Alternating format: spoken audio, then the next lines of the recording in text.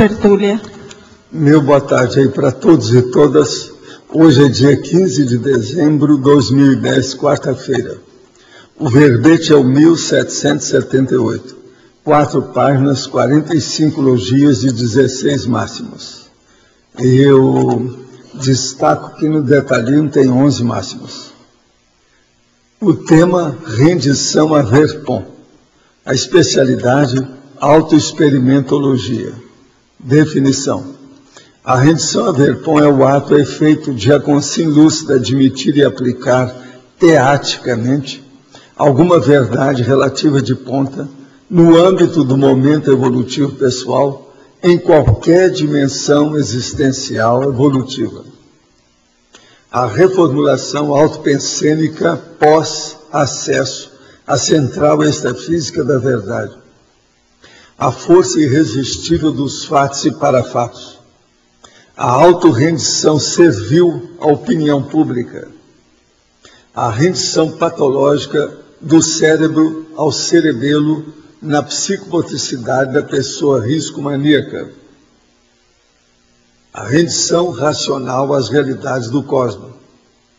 A rendição voluntária da consciência lúcida, a força racional irrefutável do fato ou parafato comprovado por si mesma. A autopersuasão diante da neo-realidade patente. O ato de dar-se por vencido perante as evidências. O ato de abrir a guarda mental somática ao neoconceito inusitado. O ato de baixar as defesas egóicas ao admitir os equívocos do retroposicionamento. O ato de romper com os apriorismos anacrônicos remanescentes. O auto-ultimato a recim. A rendição condicional a Verpon, perdurando até a neo-expansão da autocompreensibilidade sobre as realidades. A rendição inteligente ao fluxo do cosmos. Agora, como eu disse, eu chamo a atenção para o detalhismo, que tem mais de 1,5 página, com uma porção de coisa para se ver. E na remissologia nós destacamos, entre os 15 verbetes, defesa da Verpon, neo-verponidade, mega-verpon, preço da Verpon e Verpon paratecnológica. Agora, frase enfática. A condição da rendição às verdades relativas de ponta avançadas indica, invariavelmente, a ultrapassagem de algum gargalo de elevada expressão autoevolutiva da consciência lúcida.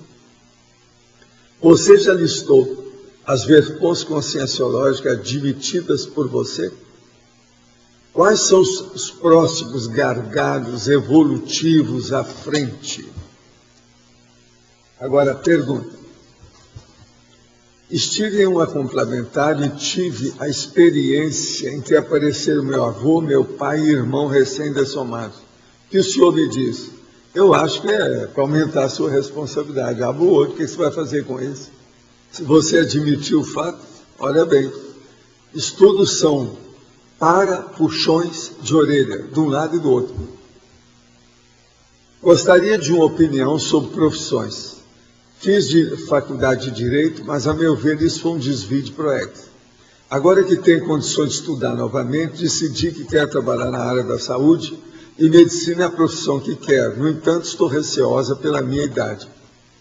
Tenho 30 anos e, pelos meus cálculos, só entraria no mercado de trabalho por volta dos 38 ou 40 anos, dependendo da minha especialização. O senhor acha que seria válido tentar essa profissão, mesmo não sendo mais tão jovem? Ou seria mais proveitoso em termos de proex se eu estudasse algo mais rápido, tipo terapia ocupacional? Não. Eu acho que você deve entrar na medicina. Você está com 30 anos, você não é nada, você é uma menina. Vamos em frente, tem muita coisa pela frente. Isso aí não é nada. Aos 40 anos, o que há? Você ainda está na fase da preparação, pode começar uma faculdade, qual o problema? Não tem nada. Agora, a medicina não dá para comparar com esse resto. Vai te abrir o caminho, o destino, a situação toda muito melhor. Sempre tive inclinação para questões espirituais. Comecei pelo espiritismo, mas vejo que a conscienciologia é muito mais completa. Tem métodos bem mais eficazes para a descoberta do conhecimento em questão, além de outras características que me chamam a atenção. Sou formado em matemática pela UFPR e pretendo fazer mestrado na área de fundamentos da matemática.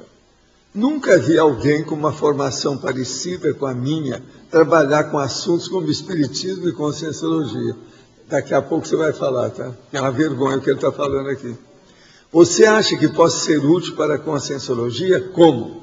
Olha, você vai ver aqui uma das minhas matemáticas, que é a professora Rosa Naga. Fala umas verdades aí para ele, que ele não está sabendo nada a nosso respeito. Bom, a minha formação eu fiz... O que é que você já fez na sua formação? O que é que você faz? Como é que é? Eu fiz UF, Federal Fluminense, na época que a matemática é matemática pura. Não tinha nem cálculo.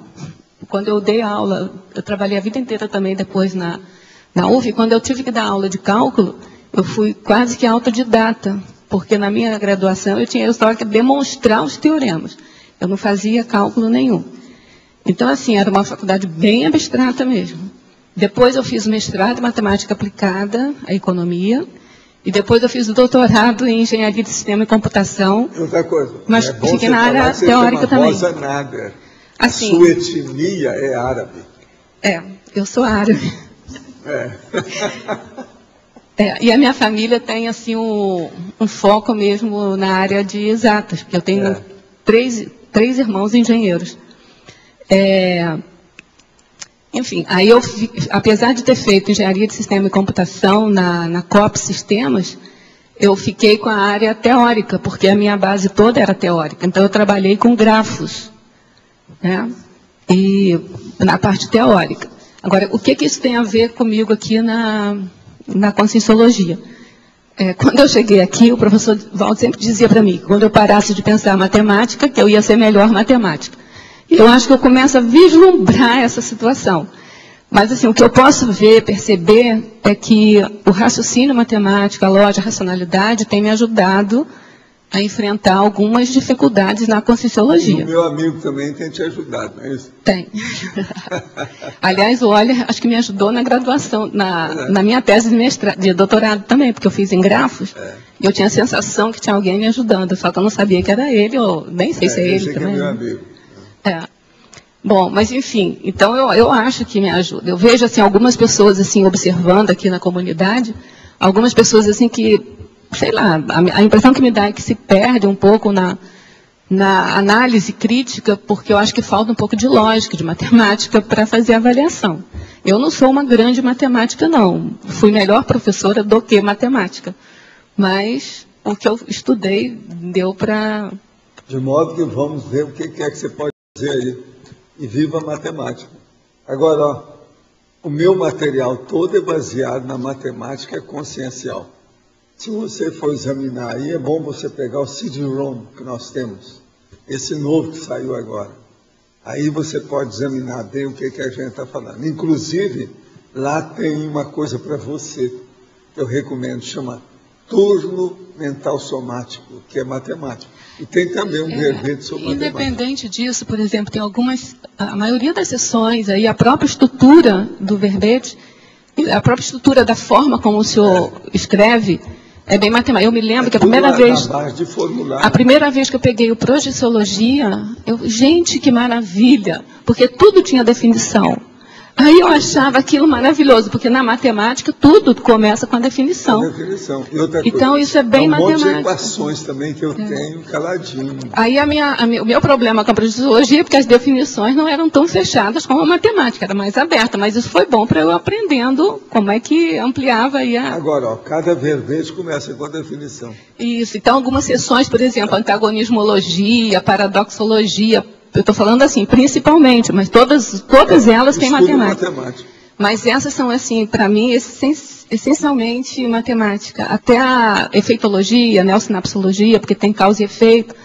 Eu acho que tudo isso é matemática. Acho que quem estuda matemática mesmo. As Que eu acho, eu considero a neossinapsologia, feitologia, antagonismologia e paradoxologia como as principais, assim. Antagonismologia. Que tem raciocínio por trás. Antagonismologia, que tem 3, e paradoxologia. 6, tem 10 linhas. E paradoxologia também. Você tem uma ideia. Só esse verbete que nós estamos pegando aqui agora. Mas todas elas têm, né, professor Paulo? Binômio, trinômio, polinômio, tudo tem. Vamos em frente que tem muita coisa. Outra coisa, leia tudo que fala sobre conscienciologia, criticando e desancando com tudo. Olha o princípio da descrença. Não aceita nada que esteja no papel. O papel aceita tudo.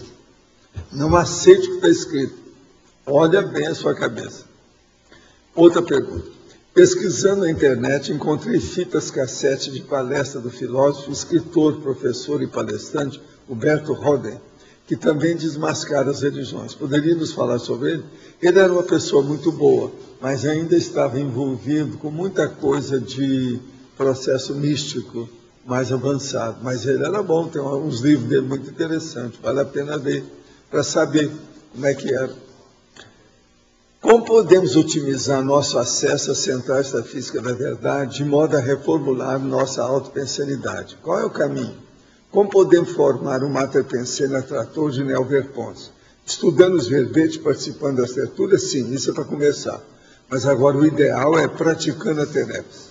Que aí você vai ter contato com o amparador. O amparador serve de médium, de interface, de intermediário entre você e a SEV, a Central Estatística da Verdade. A última linha da questionologia é relativa aos nossos futuros gargalos evolutivos. Porque muitas vezes passamos por gargalos evolutivos ao longo da vida, em alguns momentos passamos por pedágios evolutivos. A nossa holobiografia, associada à lei da ação e reação, é que condiciona que teremos de pagar algo ou passar por determinados apertos ou há outros fatores envolvidos. Não. Isso aí vem naturalmente, os afins se atraem. A pessoa pensa daquele jeito, ela atrai aqueles que pensam do mesmo jeito. Aí vem o passado dela, aquilo reflui, vem para a tona, é inevitável.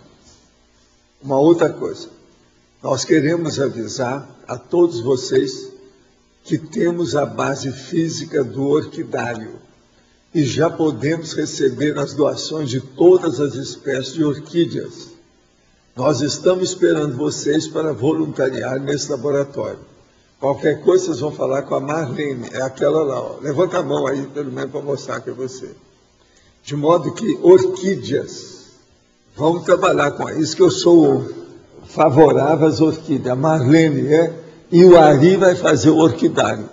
De modo, junto com ela e os nossos trabalhos aí. O orquidário vai ser feito lá no discernimento. De modo que quem quiser, manda orquídea para nós, que é só entrar em contato com a Marlene. Agora, uma coisa que eu queria falar para vocês. Cefalgia não é cabeça inchada. É dor de cabeça ou cefaleia. Tá certo? Agora, cabeça inchada é dor de cotovelo ou ciúme. Ou seja, o despeito amoroso. De modo, se você tem dor de cabeça, é uma coisa, agora a cabeça inchada é outra. E é bom a gente clarear isso e colocar isso bem claro, né? Agora, outra coisa também que eu quero clarear, que é daquelas ideias que eu dou aqui de vez em quando, é sobre a nuca. Igual a toda canga, as energias conscienciais do heteroassediador extrafísico, ele atua predominantemente na nuca, ou seja, no chakra nucal, ou seja, no cangote. Isso é muito interessante, porque é justamente no cangote que entra a canga. Vocês estão entendendo, né? Isso vale a pena a pessoa ponderar. Cangote e o processo da energia dos mega-assediadores. Aparece por ali. Pode falar. Poderia comentar a frase enfática? A condição da redição às verdades relativas de ponto avançadas indica, invariavelmente, a ultrapassagem de algum gargalo de elevada expressão autoevolutiva da consciência lúcida. Quer dizer, se ela admite as verdades relativas muito avançadas, as verpons avançadas, é porque ela já está predisposta à neofilia. Ela quer fazer reciclagem. Ela, às vezes, já está até preparada para a recim, propriamente dito. A reciclagem intrafísica, intraconsciencial, vamos dizer, do micro-universo consciencial dela. Então, esse gargalo aí, a gente superou ele. O gargalo é chegar nesse ponto. Você está entendendo? Ele foi antes do curso intermissivo, essa superação? Para propiciar... Raramente né? Raramente. A maioria aqui é depois do curso. Foi com o curso que houve isso. Agora, tem uns que vêm espontaneamente, tem uns que estão conhecendo o que é curso intermissivo aqui agora. Então, essas são exceções. É a turma que vocês precisam trabalhar, aqueles que você tem que conversar. Terceiro tempo, chama. E esse gargalo, ele pode ser a superação de um conceito? Que às vezes tem pessoas que demoram para aceitar um conceito. Às vezes a pessoa ela tem um apriorismo a respeito de determinada ideia. E ela é fanática com aquilo. Sei. Ou contra ou a favor. Então isso aí, às vezes, segura tudo, estagna, paralisa. Você está entendendo? Uhum. Fica tudo paradão. Agora, a hora que sai esse tropeço, que é uma espécie assim de, vamos dizer, a barricada que estava segurando, travão. Abre o caminho, o travão desaparece. Obrigada. Não pensa nisso. Volto. O que você queria? É a mesma coisa. Você captou o pensamento dele, tá certo? Vocês aí vê se vocês se entendem. Ele é que estava já com o microfone há muito tempo para falar, então a ideia era mesmo, captou antes. Valdo, a fatologia, a penúltima e última linha. A rendição condicional a verpon, essa não? Mas é mais para aprofundar, porque aqui fala da neo-expansão da autocompressibilidade, né? Eu queria entender melhor isso, assim. Não, são esses dados que eu às vezes estou trazendo agora ultimamente, os neoverbetes, sobre os processos de parapsiquismo, para a pessoa começar a entender isso com mais profundidade e ver os detalhes, passar o pentear com pente fino para ver as prioridades dos conteúdos dos parafenômenos. Agora, isso então depende do de certo grau de parapsiquismo, mas... Não, depende, mas não é isso. Antes de ter o parapsiquismo, é preciso de ter discernimento para julgar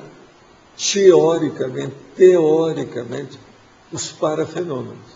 A hora que a pessoa começa a julgar isso, ela amplia a parte prática dela e o modo de, vamos dizer, vivenciar o fenômeno. Então, a pergunta é que o que nós fazemos aqui, ela parte primeiro da teoria, para depois, com o parapsiquismo se completar, mais ou menos isso. E alguns vêm, quando eram muito assediados, vêm com a porção de vivência, mas uma vivência patológica, chega aqui e começa a melhorar. Eu fico em dúvida o que é melhor, aquele que já teve muita experiência de assédio, ou aquele que não teve experiência nenhuma, nem de assédio, nem de nada. Às vezes, dependendo do temperamento, tanto um quanto o outro é bom, ajuda. A hora que passa, você sabe, depois que a tragédia passou, todo mundo ri. Mas, então, tudo é possível, né, nessa história. Agora, você, por exemplo, você é de que tipo? Como é que é? A comprovação aqui, essa autocomprovação, tem muita coisa que eu preciso autocomprovar. Lógico. Não é isso? Peraí, pergunta de novo. O que ele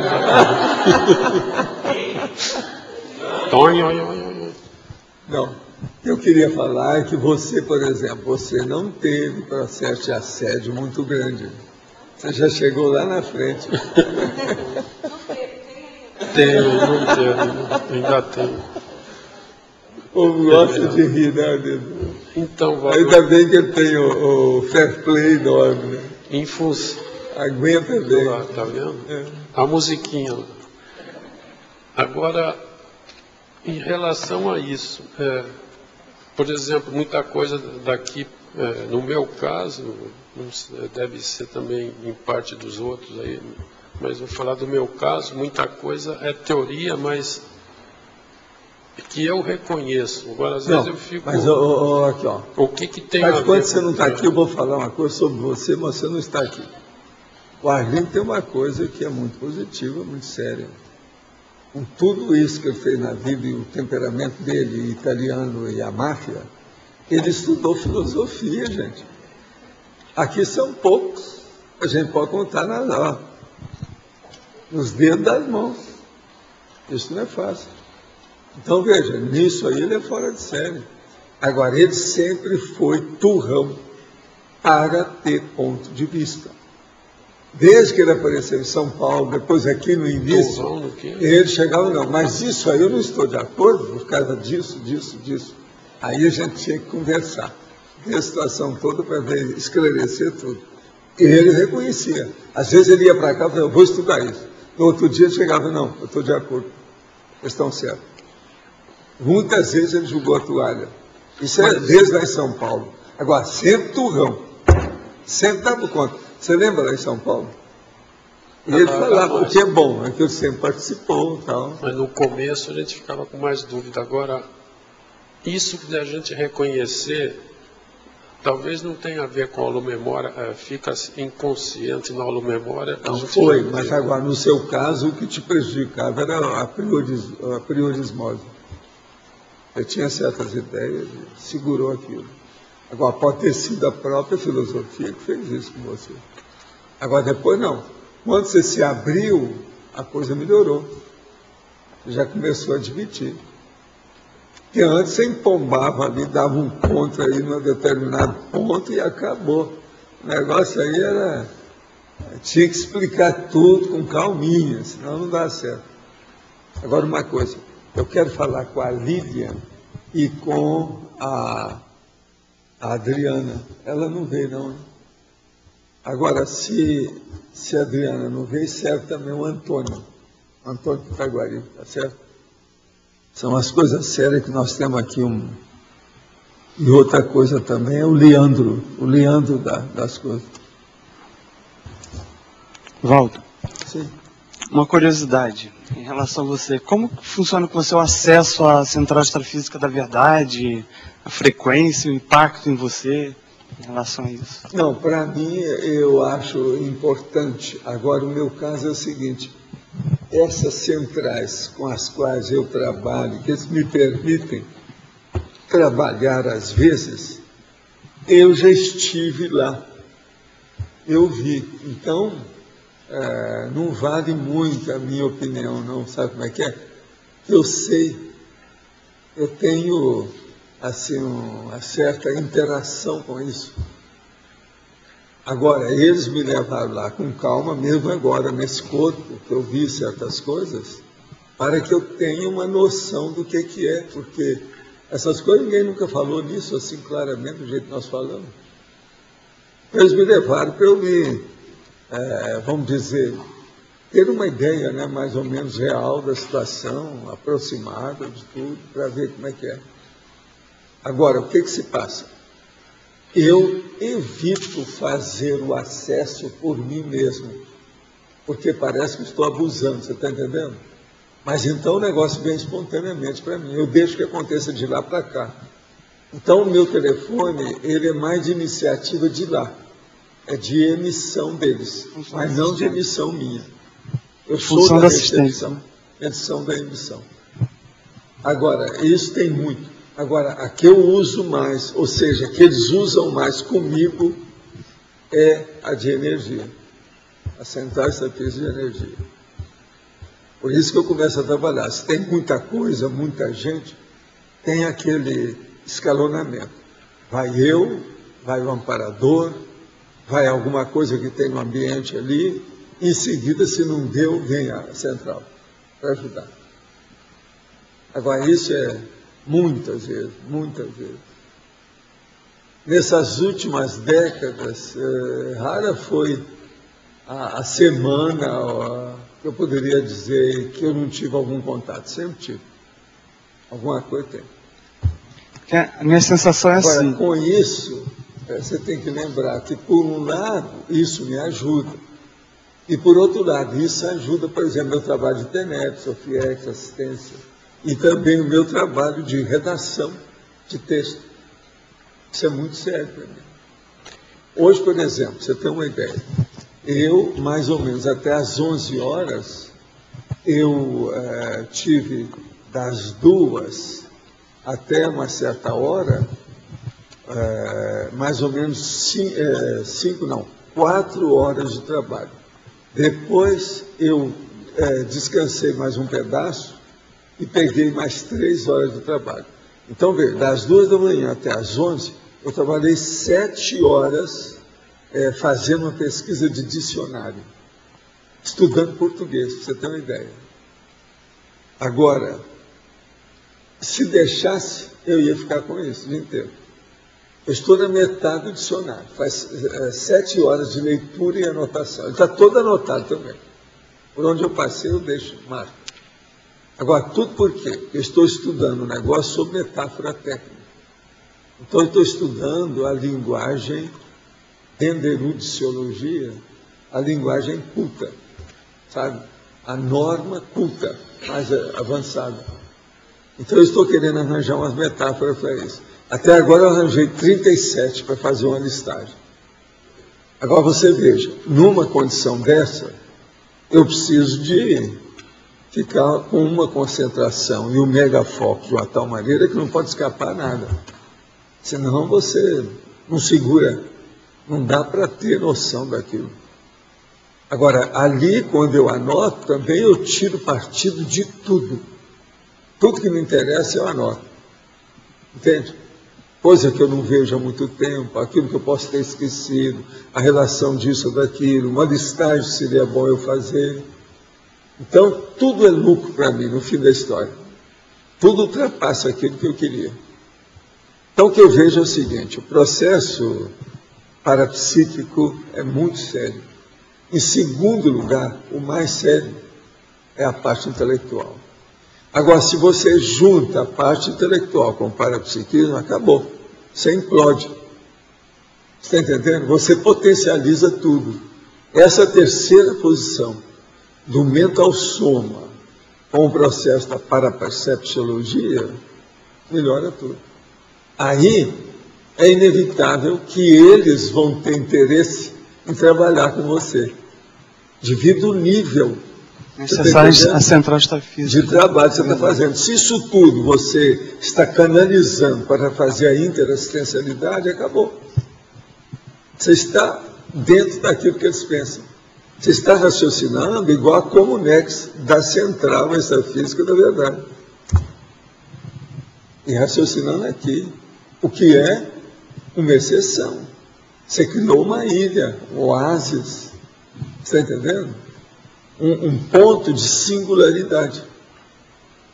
É um holopensene ímpar. Pensa nisso. Muda tudo. E nessa condição do acesso à central extrafísica da verdade, aqui na estrangeirismologia, tem um upgrade heurístico.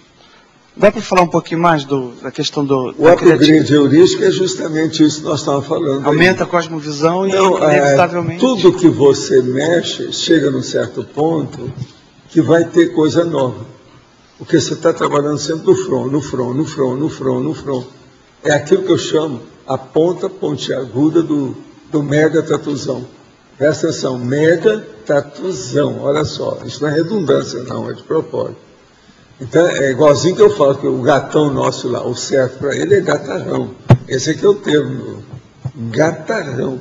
Quer dizer, a mesma coisa. O mega tatuzão seria o gatarrão desse.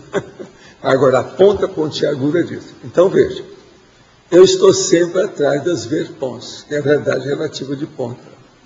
Chega num certo ponto que você começa a mexer com a forma e o conteúdo. Esse é o motivo que nós já temos aí 6.000 neologismos. Querendo ou não, que a pessoa jogue fora 5.000. Ela tem 1.000 neologismos na cabeça. É muito raro você encontrar um autor que tem isso tudo. 1.000 neologismos que ele tenha criado dentro do trabalho dele. Então, você veja, Isso não sou só eu, é por causa dos processos. Os autores que eu leio, os processos extrafísicos, as relações lexicográficas que eu faço. Isso aí já ajuda demais. O meu processo de leitura, a leitura básica da minha vida, em primeiro lugar, sempre foi léxico, dicionário. Segundo, livros técnicos que mexam com fenômenos, de preferência para fenômenos. Isso é desde menino. Com 10 anos eu já fazia isso. Então, vamos pensar bem. Eu juntei a fome com a vontade de comer. E fiz um conceptáculo, presta atenção. Eu fiz o negócio de uma incubadora de ideias. Então, aí tudo aparece. Por exemplo, aqui, ó, aqui tem palavra nova, que vai ser difícil encontrar. Auto-ultimato, uma palavra só. E outra coisa, qualquer um entende. É você que está fazendo, é você mesmo. É o desafio, o reto que você faz a si. Fazer a si.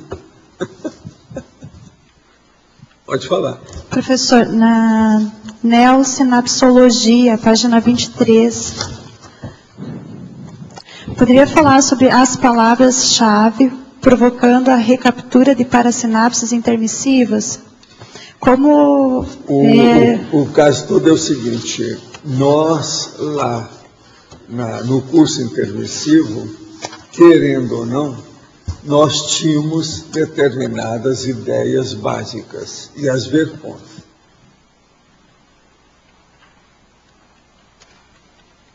As verpontes são as verdades relativas de ponta. Se tinha verdade relativa de ponta, às vezes, para você mesmo, teria ideias que vincaram a sua memória. Você não iria esquecer disso. Agora, junto com isso, às vezes vai encontrar também isso que nós estamos chamando de neologismo. Às vezes não era bem um neologismo, mas era uma palavra nova para o seu mundo intelectual. Aquilo você também vincou a sua memória. Criou uma engrama em você.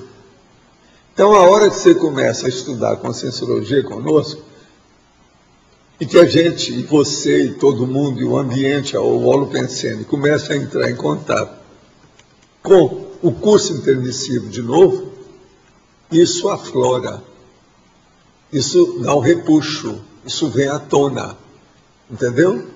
Então, é aí que vem as neossinapses. Presta atenção que você vai ver que isso é uma coisa mais do que lógica. Agora, o que é bom é a hora que você fica com mais lucidez a respeito dessas várias áreas que eu acabei de falar.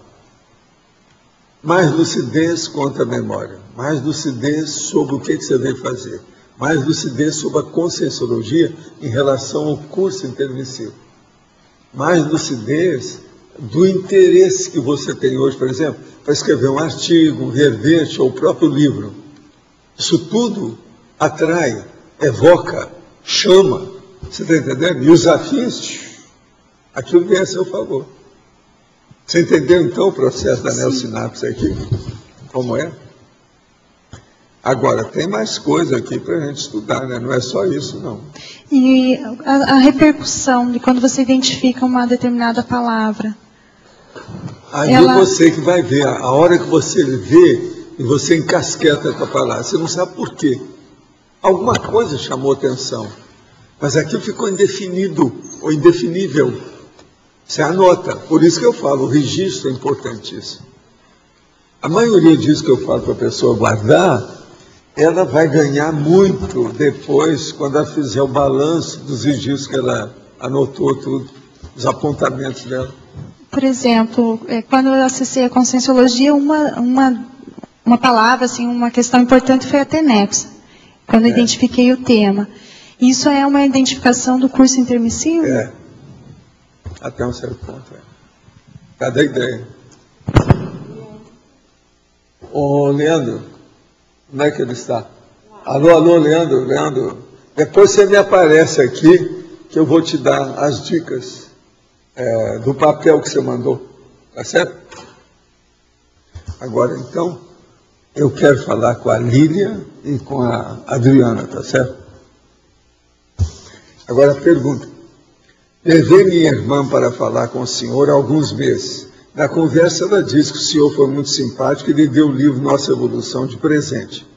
Moro em Curitiba e ontem ela me ligou chorando, dizendo que estava sonhando com um amigo que já dessomou há 15 anos. Esclareci, perguntei se ela tinha lido o livro. Ela me disse que leu até a página 30, pois fica com medo de que está escrito. Ela não consegue terminar a leitura, diz que acredita em tudo que está escrito, mas tem medo. Ela acredita muito em Deus e diz ter medo de deixar de acreditar. O que seria esse medo? Olha, o ideal é ela estudar mais as coisas. Agora, fala com ela para não ler o livro, não. Fala com ela para te dar o livro e você lê. Depois que você lê, você explica para ela. Pronto. Faz uma leitura por tabela. É a melhor coisa que pode ser feita aí. Irmã é para essa hora, né? Em alguns dos relatos projetivos da sua obra Projeções da Consciência, constatei que o senhor detalhou, inclusive, um momento de mudança da lua, cheia, minguante, etc. Gostaria de saber se o senhor percebeu alguma influência da lua no experimento projetivo ou em outro experimento. Não, isso tudo eu coloquei porque havia muita gente perguntando sobre os assuntos sobre isso aí. É igualzinho, por exemplo, colocar também qual a direção que a gente tem que colocar os pés da cama. Para que lado que é? O sol nascente, sol poente, etc. Isso tudo é besteirada. Não interessa, tudo é bobagem. A influência que tem dos processos de aço sobre a vida humana é relativíssima. É mais um problema mesmo de ganhar dinheiro pela astrologia e horóscopo. Não vai nesse livro. Agora, eu coloquei lá para mostrar que eu estudei tudo. Eu via tudo, examinava tudo. Agora, o mais sério dessa história toda é o problema de pôr qual o direcionamento para o norte. A cabeça vai para o norte ou os pés que vão para o norte? Como é que é? Cada bússola. Isso aí o povo tudo é pirado com essa história. Tudo é besteira. Se a sua energia é boa, o seu óleo pensene, ele fica redondo. Aí fica igual a tábua de índio, que não tem canto. Porque qualquer canto pode esconder o espírito mau. Então, se colocar redondo, não tem jeito de esconder. Essa é a técnica dos bobocas. Já que a gente está falando de boboca, vamos falar de boboca. Índio, horoscopista, gente doida com astro e etc. Isso tudo é mais ou menos da mesma... figuras do mesmo naipe do jogo da evolução. Tá certo? Estou com sérias dúvidas e gostaria que o senhor me respondesse. Já é a terceira vez que realizo a seleção para mestrado e não sou aprovado. O estranho é que atendo aos critérios para a seleção. Minha monografia foi uma das melhores de 2009. Tenho vários artigos publicados em salão de iniciação científica, tenho livros, etc. Enfim, atendo a todos os critérios exigidos pela ciência convencional para um pós-graduando. Mas o estranho é que conheço pessoas, sem querer desmerecê-las, que têm a metade do meu currículo e conseguiram ser aprovado. Estou começando a achar que tem boi na linha, como o senhor disse. O senhor poderia ver a minha energia e dizer se estou certo ou errado? Olha, eu vou te dar uma recomendação. Faça agora o novo mestrado noutra universidade. Você vai liquidar com o assunto. É muito... Pois é muito QI. Quem indica, tem muito disso. É o que eles falam, é o QI. Não é consciente intelectual, não. É quem indica. E outra coisa, todo processo de mestrado é uma guerra de negro. A gente tem que lembrar disso também. Paulo, aqui na página 24. Só um momento, que agora eu quero conversar uma coisa muito séria aqui com a minha chefa básica aqui dessa história, que é o seguinte. Tem aqui exatamente 40 verbetes. 20 para você e 20 para o chefe, o Antônio. Porque a turma vai viajar. Então, por exemplo, o Elton vai viajar, o Ami vai viajar, então por isso que eu estou passando 40 para vocês. Agora, eu estou com duas expressões aqui. Não adianta procurar muito nesses dicionários que não tem. É para você ver o que é isso. Essas palavras existem. Eu sei o que significa. Mas eu quero ver o que você acha para mim. Possivelmente você nunca ouviu falar nisso. Leia aí, vê se você já viu. Não? Olha a segunda. Também não, né? Existe. Isso tem. Mas é que esse dicionário nosso está muito fraco. Agora, isso aí, a gente não pode falar que seja expressão técnica. Não é só expressão técnica. Tem mais coisa atrás disso. Mas fala para mim, o que é? Aqui na antagonismologia, na segunda linha, tem o antagonismo intenção de informar, intenção de convencer. A questão é que muitas vezes, no debate, se está discutindo, a pessoa não, os debatedores estão informando, mas na argumentação tem sempre alguma questão de convencer um pouco também, né, dentro daquela visão. Tem, mas a intenção básica não é essa. Por exemplo, se ele vê que o negócio está muito difícil, ele tira a turma, o time de campo. Mas suspende, mas nessa questão, suspende a âncora. Porque se fosse só... E vai embarcar para outro destino. Para outros mares, nunca antes navegado. Mas se fosse só a questão de informar, a pessoa jogava só aquela informação e não se preocupava em argumentar, né? Não, mas o argumento também, não é bem assim não, eu acho. O negócio é mais sério, é mais embaixo. Eu sei porque eu passo por isso. Porque é uma questão delicada também. Por exemplo... Delicada, mas é o seguinte, você não fica temando com ninguém. Olha aqui, a minha opinião é essa, os fatos são esses, o que eu estou falando é baseado nos fatos. Vocês se viram. Se vocês não estão de acordo, muito bem, eu admito, respeito muito vocês, a opinião de vocês. Agora, veja, eu não estou aqui para perder tempo mais com isso, que isso é ponto pacífico para mim.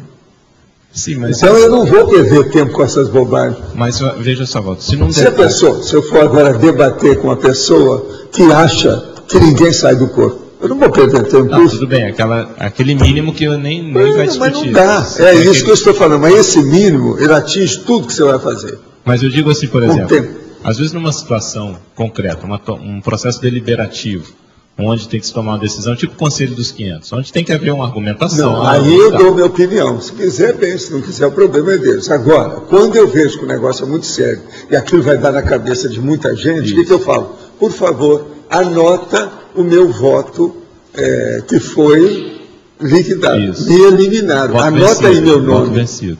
Tudo isso eu já fiz. Mas na hora que você tenta colocar os argumentos, ali também não tem um pouco, pode ser cosmoético, não quer dizer, pode ser não, é cosmoético. Qualquer defesa de ponto de vista tem isso aí que você está querendo. Mas veja, eu posso falar para você as coisas, mas estou pouco ligando se você atende ou não atende. O processo é seu, se você aceita ou não. É isso que é o meu caso. Eu não entro na briga por posicionamento dos outros. Querer ganhar por ganhar. Não me interessa fazer competição, nem concorrência, nem Olimpíada. De nada. Com os outros. Sem dúvida. Me interessa comigo. Outra coisa, já estou com 85. É o meu negócio comigo. É até 31 de dezembro. Não sei quantos eu vou fazer. Entendeu? É isso que eu quero. Sim. Agora, com os outros não me interessa. Uma outra coisa, pensa bem. Você tem um amparador. Eu, às vezes, indago certas coisas que eu não conheço para o amparador, mas eu também não vou debater com ele. Eu tenho meu ponto de vista, eu fico de olho para ver o que vai acontecer. Às vezes, eu deixo, passam meses, que eu não estou de acordo com aquele ponto de vista, eu quero ver. Até ver o que os fatos e parafatos vão me mostrar no fato. Aí eu não vou debater, eu não perco tempo. Debate, para mim, tem que ser útil. Eu admito até polêmica, desde que ela seja útil. Agora, por exemplo, um processo de você perder tempo, não resolve. Tudo bem, mas vamos pegar esse debate útil. Pois é. No debate útil, você está apresentando seus argumentos? Eu vejo, pergunto para a pessoa, o que você quer saber mais? Sobre o quê? Aí eu vou indo. Se ela precisar, eu entro. Mas vamos dizer, ela refutou você, aí você vai dar o contra-argumento novamente. Mas até um certo ponto que eu vejo que aquilo é lógico, que eu não vou perder tempo. Perfeito. A hora que eu vejo que o negócio já transcendeu, já desencaminhou, eu não vou nessa.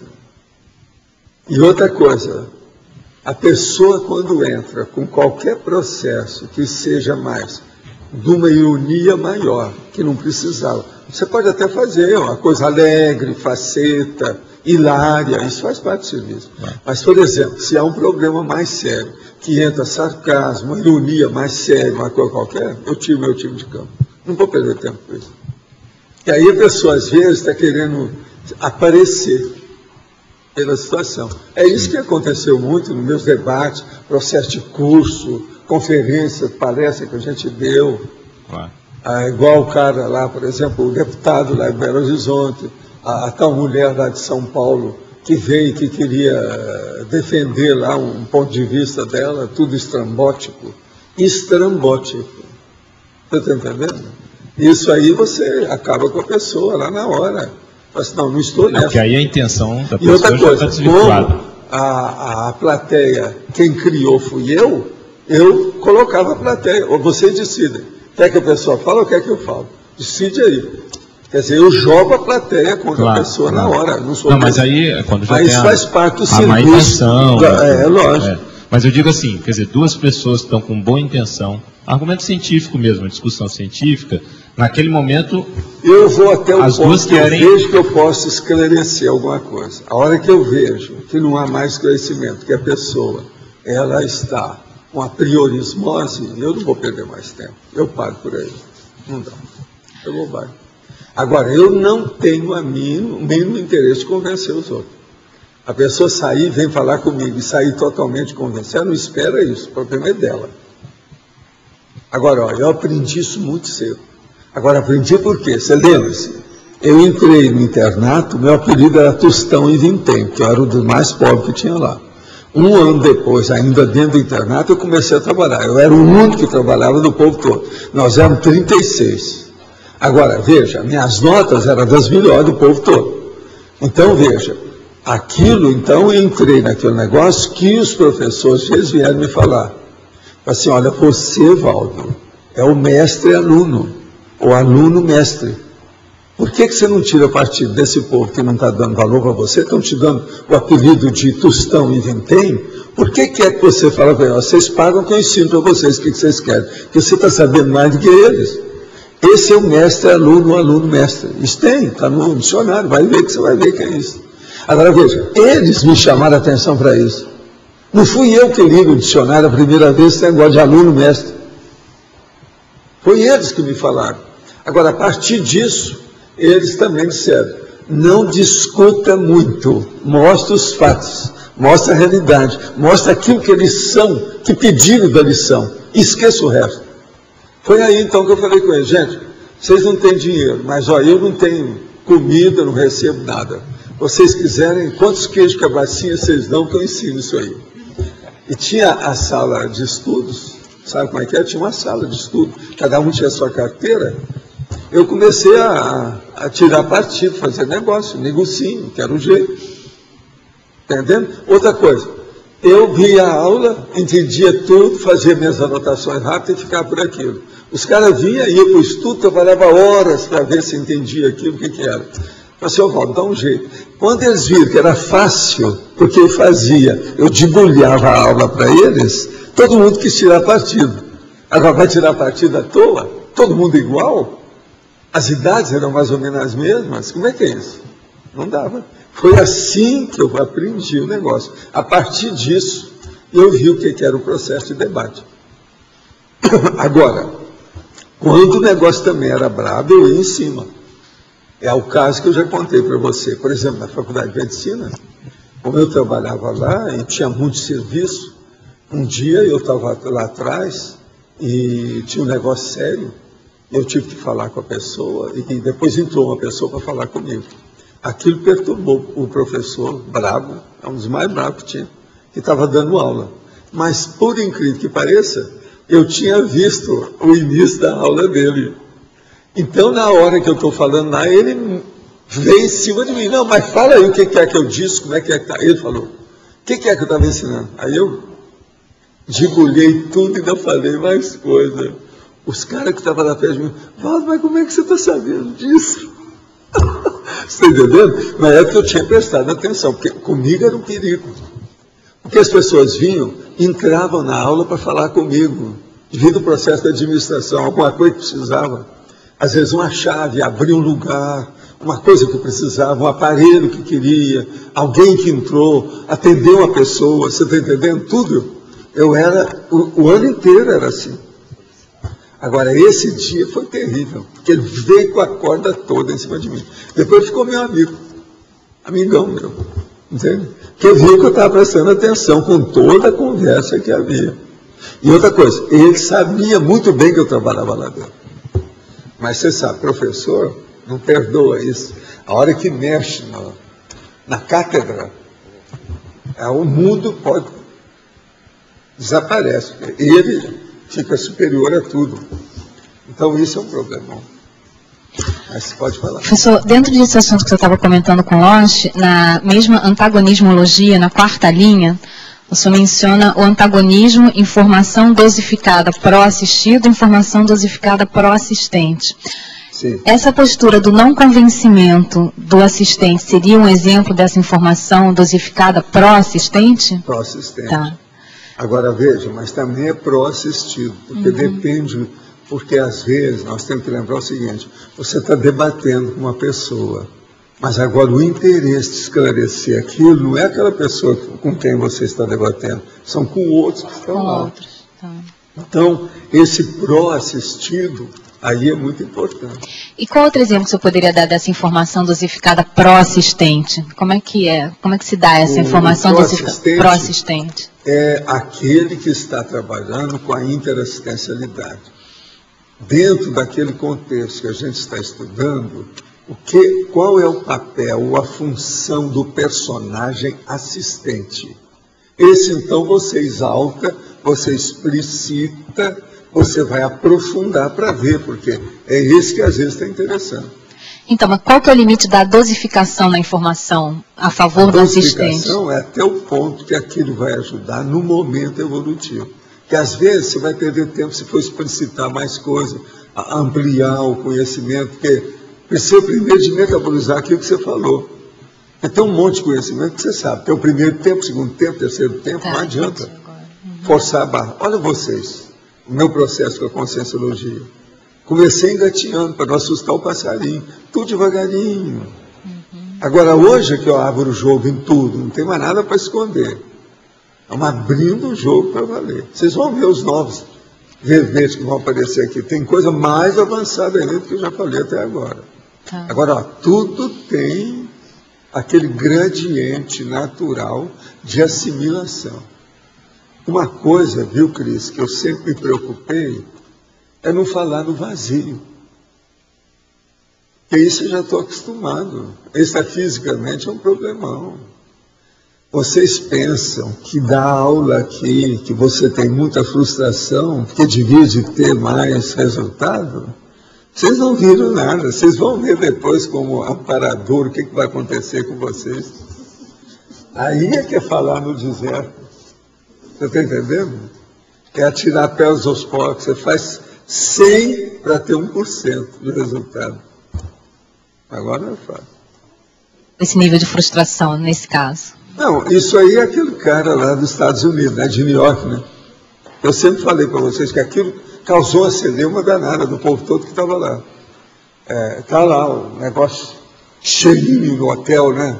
Salão enorme, e eu falando sobre os processos de projeção consciente. E pergunta de tudo quanto é jeito, e eu respondendo. Agora, depois de dar o curso, aquela coisa toda, mais de hora respondendo as perguntas, um homem que está sentado lá na frente, não tinha falado nada, vira, levanta e faz assim: senhor, dá licença, eu queria fazer uma pergunta para o senhor. Eu faço projeção também, consciente. Faz muitos anos. Estou de pleno acordo com tudo que o senhor falou aqui. Algumas coisas até me esclareceram bem. Agora, só tem uma coisa que eu não entendo. Onde é que o senhor consegue ter essa paciência para responder a gente? O homem era mais velho do que eu. Alto gabarito. Um currículo desse tamanho. Mas ele achava que eu tinha paciência mais do que ele, dentro dos processos, para poder falar aquilo tudo. Então você veja, isso é a base de tudo. Esse homem fez pensar demais, porque a pergunta dele criou uma celeuma com todo mundo. É a primeira vez que o homem apareceu, ninguém conhecia, não sabia nada. Ele foi lá por causa da projeção, entende? Agora, ele não era bom. Ele até chegou a nos ajudar depois, na opção de coisa. Só pode explicar um pouco melhor, que eu não consigo entender a lógica, assim. Porque aqui a gente está restrito pelo corpo físico, né? Então, o cérebro, o paracérebro está restrito. Por que, então, que no extrafísico é mais difícil do outro entender? Por causa dos assediadores. Agora, outra coisa. Quem é que você precisa de ajudar mais? São os assediados ou os assediadores? Os assediadores. Os assediadores, porque se você ajuda os assediadores, você está ajudando na cúpula. Mundo, né? Você está mexendo na cabeça que vai mexer com o resto do corpo, da assistência. Agora veja, eles tiram o corpo fora, eles têm quiabo no psicossoma, eles escorregam de tudo, saltam de banda, você mostra tudo, expõe, é um problemão isso aí. Entende? Se fosse fácil isso aí, vamos supor, em 100 anos todo mundo melhoraria na Terra. Porque se diminuir o número de assediadores, as doenças, os percalços, os acidentes, as tragédias, as incompletudes da PROEX vão desaparecer. Então, só para eu fechar com o negócio na minha cabeça. Porque assim, lá no extrafísico você é o que você pensa que é, né?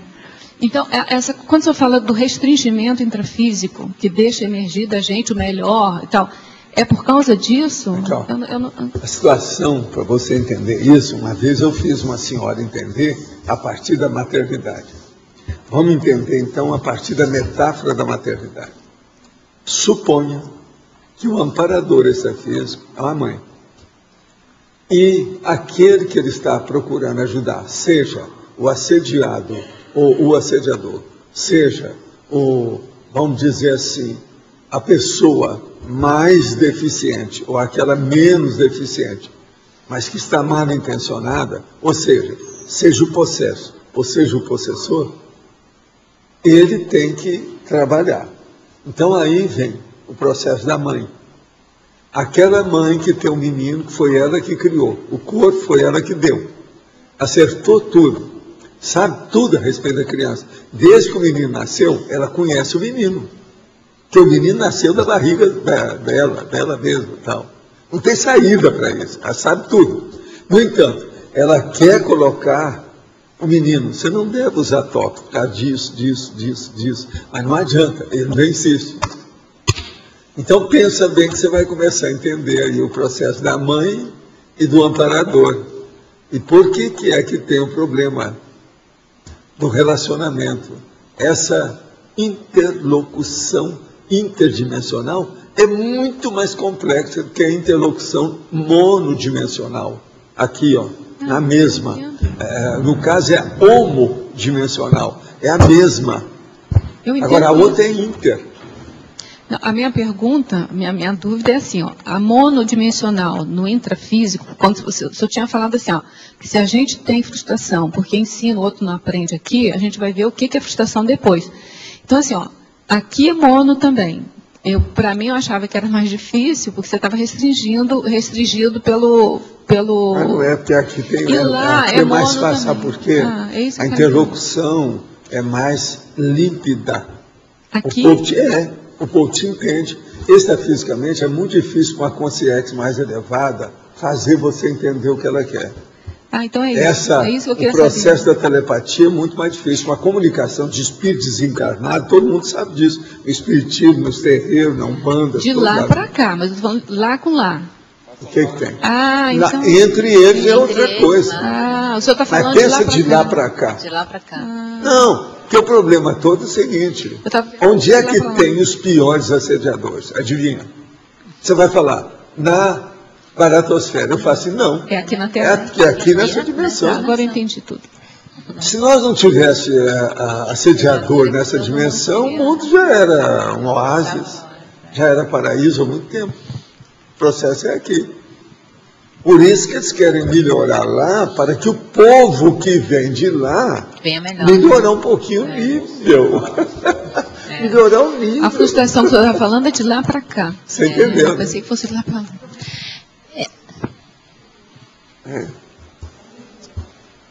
A Lília está aí. Tá. Lília, eu vim te pedir uma coisa séria. Você pode dar um pulinho aqui rapidinho? É o processo dos meus primos. Sabe? Tem 2 cães lá no canil. A pretinha ainda não pode ser dada. Ela está em convalescência, ela está sendo ajudada. Mas o rapazinho, ele é forte, é um cãozinho lá, cheio de vida, mas parece um tanque. Esse você pode dar para os outros, ele não tem nome. Isso tudo foi socorrido aí. A Graça também pediu para você entrar nessa, dá um jeitinho para nós. Ele, depois você vai lá e vê, ele é fora de série. Isso tudo foi recolhido na OIC. Tudo é primo da gente. Agora, ó, a pretinha é uma simpatia, mas ainda está doente. É preciso eles estão trabalhando com calma. Viu? Obrigado. Sabe, são os irmãos de vocês aí, primo e tal, que estão lá no canil que a gente pegou. Hoje eles estavam latindo, vocês ouviram? Chegaram a ouvir? Chegaram a latir de noite. Eu queria voltar à questão da holopaciência. Como é que é? Eu queria voltar à questão da paciência, da holopaciência, né? Que tipo de experiências, assim, o senhor teve que lhe permitiu ir consolidando essa questão de paciência? Que tipo de vivências, qual tipo de da paciência? Paciência que o senhor tem. Não, o problema é o seguinte, isso já havia demais. Porque, como disse o amparador para mim, o que exige mais cicatriz no psicossoma é a aquisição da paciência. Então eu devia estar com muita cicatriz e isso me ajudou. Pois é, mas essa paciência já vem de outras vidas, de muitas outras vidas. Ninguém tem paciência, mesmo que seja 10% que foi criada nessa vida. Não existe isso. Tudo é um acúmulo de condições muito sérias. Porque a paciência, ela exige muita coisa de você diminuir o seu egão. Se a pessoa tem um egão muito grande, ela não tem paciência nenhuma. Você já viu que ditador, por exemplo, que tem um egão enorme, ele não tem paciência para nada. O outro cara que não tem paciência nenhuma é um carrasco.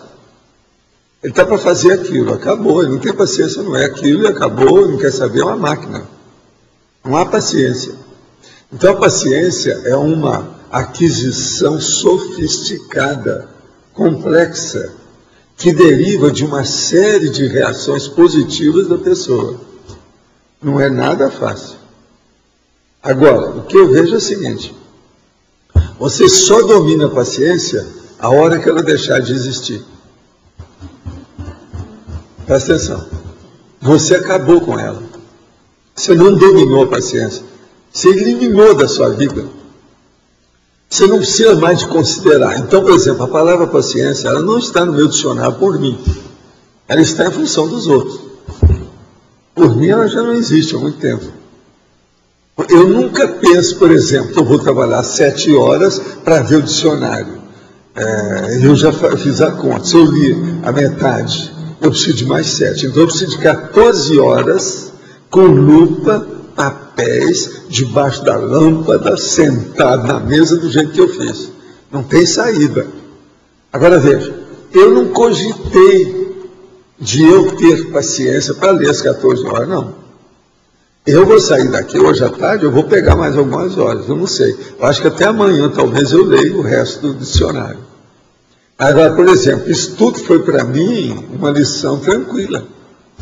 Agora, por exemplo, a hora que eu quis aplicar essa lição criou problema. Foi o que aconteceu, por exemplo, lá na holoteca, quando nós começamos a implantar os fichamentos.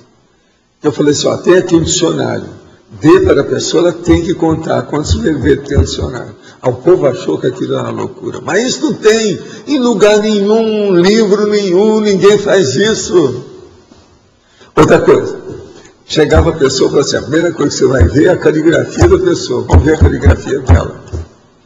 Agora, a caligrafia é um negócio sério. Por exemplo, o que aconteceu comigo essa semana? Chegou uma pessoa com um documento que ela acabou de receber, um certificado. No certificado alguém assinou. Eu vi a assinatura da pessoa e falei assim, Bolas, eu deixaria conversar com essa senhora. Essa aqui, ó, essa é da primeira assinatura. Essa mulher deve ter o meu temperamento, é do meu jeitão. Você, mas como? Por que você sabe? Assinatura. Assinatura parece comigo. Letra pequena, tudo certinho, claro, sem excesso, como se estivesse assinando o nome. E ela que superintendia tudo. Agora, eu antes pergunto à pessoa, quem é essa senhora? Você conheceu? Essa é a melhor pessoa do povo todo que tinha lá, porque ela é tudo organizada. Pela assinatura, eu matei a charada da dona. Você está entendendo? Pessoal, se essa dona aparecer por aí, eu quero conversar com ela. Essa é interessante falar com ela. Pela assinatura, presta atenção. Isso o que é? Caligrafia. É o processo de você estudar o processo. Isso aí tem sua razão. É o processo do processo, do processo, do processo, da apresentação da letra da pessoa. O manuscrito dela já mostra a personalidade. É a grafologia. Entende? Então, você pensa bem o processo de paciência, como é que ele se instala. Agora, por exemplo, eu vejo que você hoje, você tem muita paciência. Uma opção de coisa. Eu vejo. E outra coisa, aonde que você mostrou mais paciência? Adivinha aonde foi? Tem uma ideia?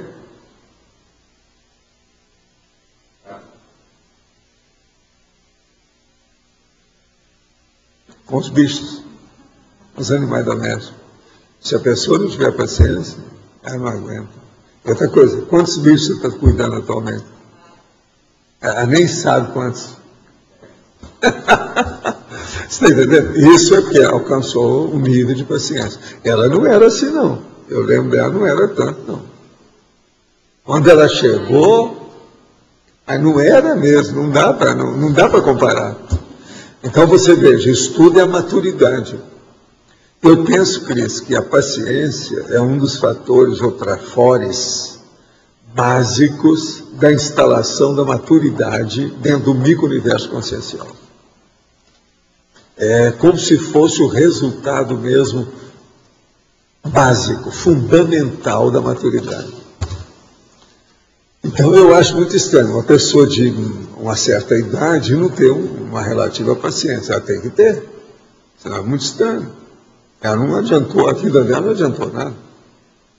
Agora aqui, já ouviu o senhor falar que nós deveríamos fazer prece para os nossos amparadores? Muito antes de conhecer a Conscienciologia, sempre quis saber quem sou eu, de onde vim, para onde vou.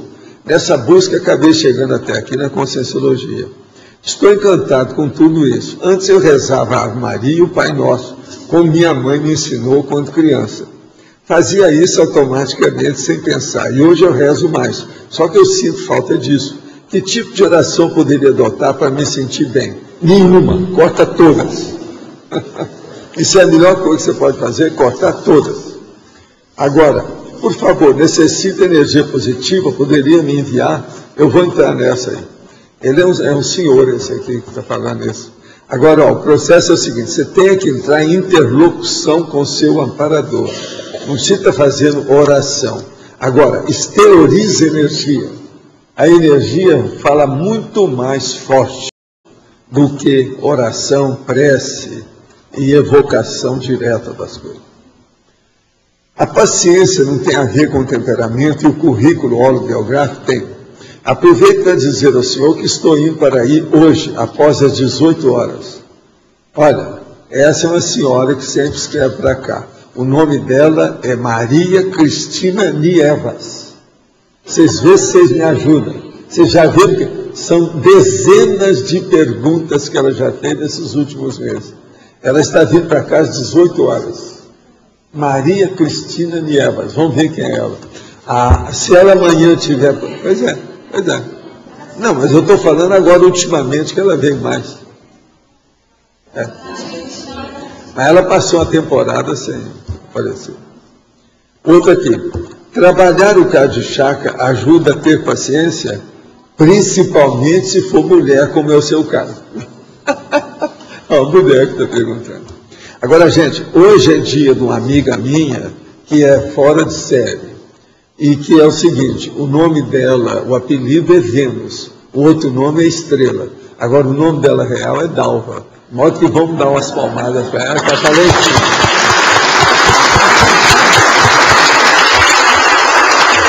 Eu já tinha dado as palmadas para ela na recepção hoje, que nós ficamos sabendo antes da hora, né, sobre o processo dela. Então, como ela atende muita gente, a gente tem que atendê-la bem, porque senão já viu. Ela dá um jeito. Amanhã você precisa dela, Ela que está na recepção, como é que fica? Ela tem que ser bem tratada, ainda mais no dia do aniversário.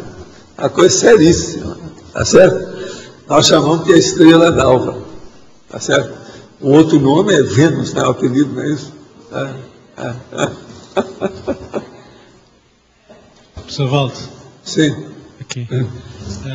Podia falar sobre aquelas pessoas, principalmente que estão dentro da ciência convencional, que estudam tudo sobre estas verpões, sobre o parapsiquismo, só para tentar arranjar argumentos contra. Não, isso é muito bom. Se elas arranjar argumento contra, sempre ajuda você para arranjar os argumentos a favor. Sempre é um bom elemento, né, de debate, de refutação, de pesquisa. Vale a pena. Agora, tem gente desse que você não deve perder tempo. Quando a pessoa está numa condição que você vê que ela é fanática, um dos piores fanáticos que tem é o fanático científico da ciência. Esse você deixa para lá, não perca tempo com ele. Agora, é duro, porque as pessoas às vezes não podem deixar para lá, porque às vezes estão trabalhando na mesma universidade, têm contato. Então, paciência e caldo de galinha. É aí que entra o processo da paciência. Paciência e caldo de galinha, não faz mal para ninguém. Mas o paradoxo é elas estudarem estes assuntos a fundo, só para não tomar perder conta. tempo com isso. Porque o problema nosso é o seguinte: fala para essa pessoa sobre o princípio da descrença. Se ele não admite o princípio da descrença, acabou. Se ele está na universidade, defende a universidade, ele não admite o princípio da descrença. Porque senão, eles pegariam o princípio da descrença e levaria para lá, aquilo lá. E você não vai ver isso nessas instituições. Eu nunca vi, até hoje, numa faculdade ou numa universidade, aquele princípio lá. Você não fica pensando que eu não tentei colocar assim. Muitos cursos meus, até no exterior, eu levava aquele negócio tudo escrito, para todo mundo ver. Entendeu? Mas não adianta. É muito difícil as pessoas assumirem a realidade nua e crua. Elas assumem um pedaço, um percentual, que elas conseguem se adaptar. Mas tudo fica difícil, né? Dá trabalho. Temos que ter paciência. É o jeito. Quem é que está com o microfone aí? Tem mais alguém? Como é que nós estamos? É você, Rosa?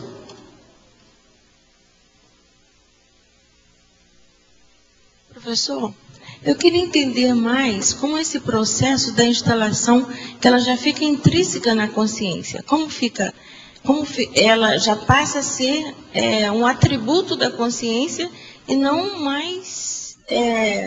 Você está falando do ponto de vista da paciência em si? Uhum. Não, porque chega num certo ponto que ela já viu como é que o organismo cósmico funciona. Não é o organismo dela, mas o próprio universo, o cosmos, de modo geral. Isso é que eu chamo de inteligência evolutiva. A hora que ela viu que esse arcabouço, como é que aquela máquina funciona, ele sobrepaira aquilo, ele fica equidistante. Então, tudo isso que sai na diurese, que é secundário, ele não vai dar tanta atenção mais. Ele não vai perder tempo com isso. Aquilo já é uma aquisição dele normal. É da periferia. Normalidade, né? É um processo da moldura, não interessa mais. Sim. Ele já está trabalhando com o conteúdo da mensagem dentro, e não a parte apenas da pele, periférica, de fora, que não tem tanto valor. Então, com isso, ele coloca em plano secundário tudo isso. Então, ele não precisa mais de paciência. O problema dele ele já agora, tem, já tem, mas a paciência ficou secundária. O que interessa para ele agora é ver o prioritário. Qual é o megafoco nesse momento evolutivo? Isso é que interessa. E quando o senhor fala na questão do egoísmo, é justamente porque a pessoa pensa que está fazendo muito nesse movimento externo, né? Ao ter paciência com o outro, quando deve ser uma coisa... Ela tem muita convicção, às vezes, de um procedimento que é ainda infeliz, que não é o ideal. Mas ela não raciocina sobre isso ainda. Ela não conseguiu ver isso. Entendi. Então, Por que não conseguiu? A maioria não conseguiu porque não tem uma visão multidimensional, uma visão de paraperceptibilidade. A hora que tem, as coisas ficam mais nítidas, mais coerentes, aparece uma espécie assim de coesão universal nas coisas, que é isso que eu chamo a sinergismologia, entende? Que é o problema da confluência natural das coisas para o mesmo foco. Aquela questão do verbete de ontem, né? O fato e a consciência. O fato atraindo a consciência e a consciência atraindo o fato. Né? Agora, por exemplo, aqui, ó, rendição a ver ponto. É a verdade relativa de ponta. Isso aqui é um verbete mais avançado, que eu só posso falar nisso mesmo agora. Se eu falasse antes, a maioria do povo não sabe nem o que é ver ponto, nem admite a verdade relativa de ponta, eles não raciocinam sobre esse aspecto. A maioria está dominada ou tem uma canga de verdade absoluta, de dogmatismo em cima das pessoas. Então, como é que fica? Então, aqui não. Rendição a Verpom. Essa Verpom você alcança e admite através do princípio da descrença. O médium dessa história, a interface entre você e a realidade, é o princípio da descrença. Esse princípio da descrença é você com você mesmo que tem que decidir. Então, nessa hora, você tem que ter paciência também pelo seguinte, porque o processo da refutação também ficou secundário. Nós temos que lembrar isso. O problema que nós estamos falando todo aqui de refutação, de discussão do processo do debate, em certo nível ele é totalmente secundário. Você sai do corpo, chega lá, encontra com o Euler, ele te dá uma opção de indicação sobre matemática. Você vem, olha tudo e é obrigado a reconhecer que aquilo tudo está certo. É de uma lógica absoluta. Total para você. No entanto, é a ver com. É a verdade absoluta, mas relativa, de ponta. Você vai discutir sobre isso mais? Não vai. Então, por exemplo, projeciologia. Projeciologia, às vezes, ele esmurece. Tudo quanto é tipo de discussão, não tem mais motivo. A pessoa perde o interesse. Acabou o gás. A motivação não é mais aquilo. Então ela quer saber mais aonde ela entrou numa vertente, num viés que está abrindo o horizonte cada vez mais. E ela está ansiosa para saber mais ali dentro. Professor... E outra coisa, aí ela começa a pensar, eu não posso ter ansiedade. Ela já começa a se corrigir, está entendendo? Aquilo que ela combatia nos outros, ela vai começar a combater muito mais nela.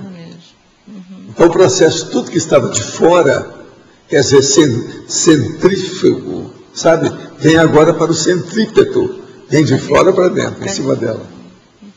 É justamente isso que vai acontecer com vocês cada vez mais daqui para frente. Então, na verdade, essa falta dessa paraleitura é que dificulta, né, esse entendimento. Porque quando se faz essa paraleitura, esses sentimentos, que nós dizemos, os efeitos, o interesse, tudo muda. Você muda as abordagens. A hora que você muda as abordagens, você sabe, mudou tudo. A pesquisa é muito outra. interessante esse sobrepairamento. Eu estou estudando. Não, o sobrepairamento é um dos mais. Eu falei aqui no dia. É para vocês pensarem. Aquilo ali, ó, vai dar muito pano para manga para todo mundo aqui. Agora, tem que pensar na equidistância, na isenção. Sobrepairamento é isso. É necessário pensar no processo da priorização evolutiva. É necessário pensar, viu, Cris, paradireitologia. É necessário pensar no CPC, no CGC. Sabe, os códigos de ética.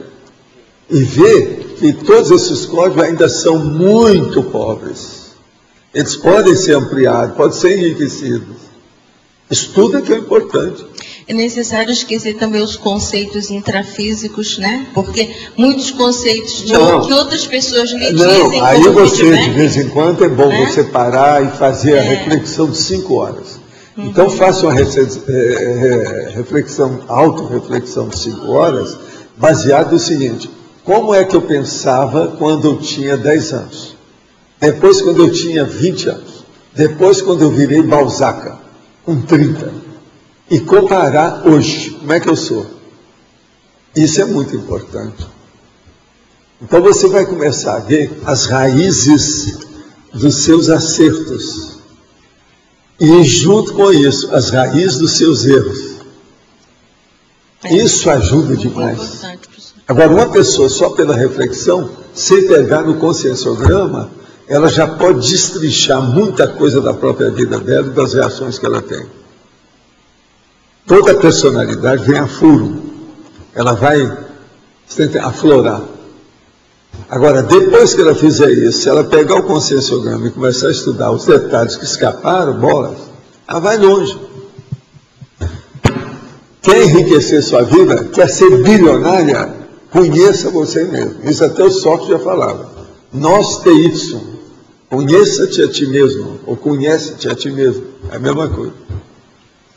Esse é o caminho. Então, autoconscienciometrologia é uma das coisas mais sérias que nós falamos na conscienciologia. Autoconscienciometrologia. É o caminho de tudo. E é por isso que a gente fala nisso aqui o ano inteiro. De um modo ou de outro, a maioria dos VB tocam nisso de algum modo. Não tem jeito. Sempre tem. Agora, esse aqui, por exemplo, ele tem autodiscernimentologia, autocriticologia, criteriologia. Tudo seriamente para a pessoa falar. Priorologia, o que eu estava falando, tem tudo aqui na interdisciplinologia. Quando a pessoa vai adquirindo determinados conceitos mais evolutivos, aqueles pequenos, aqueles apriorismos, aqueles tudo isso perde interesse. Perdendo, né? Perde interesse para ela e começa a ter muito interesse dentro da interassistencialidade.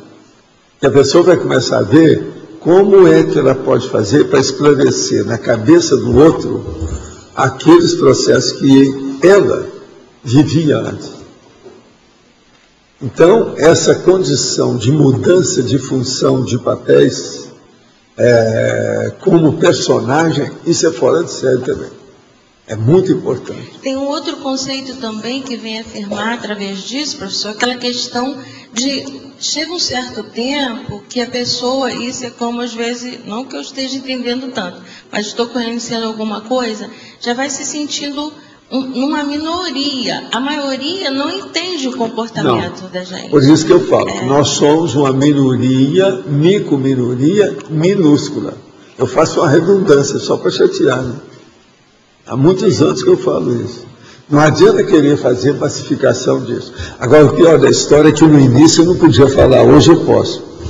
Por exemplo, no início, eu falava dessa micro-minoria minúscula, mas eu não falava, olha, tem um monte de coisa que nós aqui ainda estamos minúsculos demais. Eu quero ver se amplia isso aqui, pelo menos entre nós, que é o que acontece hoje. Entende? Que não dava para massificar nem dentro da micro-minoria minúscula.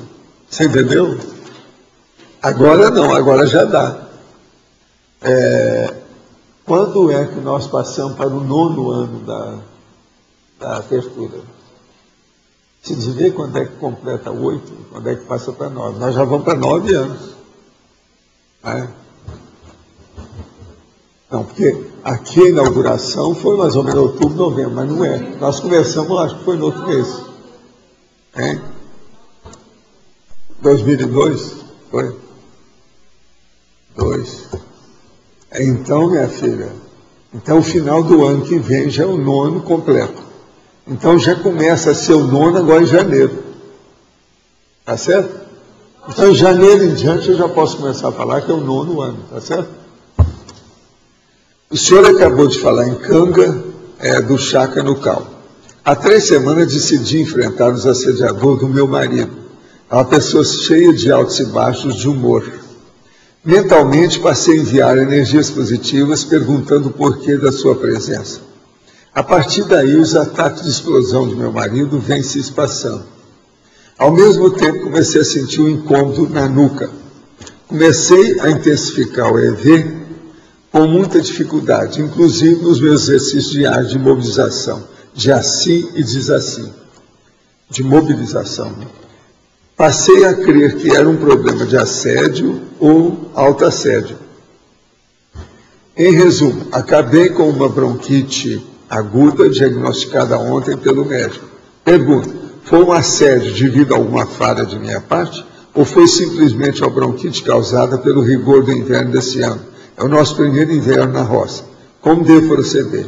Não, isso aí, a bronquite não tem nada a ver com isso, não, é a fase mesmo. Ontem mesmo teve um outro caso desse. A mudança de tempo agora dá muito disso. Vias aéreas superiores, processo pulmonar, etc. A pessoa tem que estar muito resguardada. Ontem, por exemplo, eu estava de blusa aqui, vocês viram, em pleno verão, a gente de blusa. Com relação à minha pergunta anterior, tenho mais uma dúvida. Apesar dos meus esforços e exercícios de EV, acho que eu ainda estou muito crua. Me sinto numa encruzilhada, não consigo evoluir e me projetar. O que me falta? Olha, vai com calma, você está começando, é a mesma pessoa. Vai com calma que você está no caminho, é por aí. Vamos esforçar, é assim mesmo. Como se exterioriza a energia? Essa está ótima, né? O problema é o seguinte, coloca a sua vontade funcionando. Faz o quanto que a sua vontade é uma força. Então você coloca a sua vontade nas coisas. Você vai ver que isso é energia e ela funciona. Então você pode exteriorizar a sua vontade, que é a sua energia. Eu chamo isso de volicionina. É a gasolina da sua vontade. Vontade é a decisão da pessoa, a determinação dela, é o talante. É a maior força que uma pessoa tem. De modo que pense nisso. E você vai longe com o processo de exteriorizar a energia. Primeira coisa é o seguinte, veja como é o estado vibracional. Coloca o seu pensamento da cabeça até os pés, dos pés até a cabeça. E traz a força que é a energia nisso. Isso já é a sua vontade. Paulo, aqui no último item da fatologia,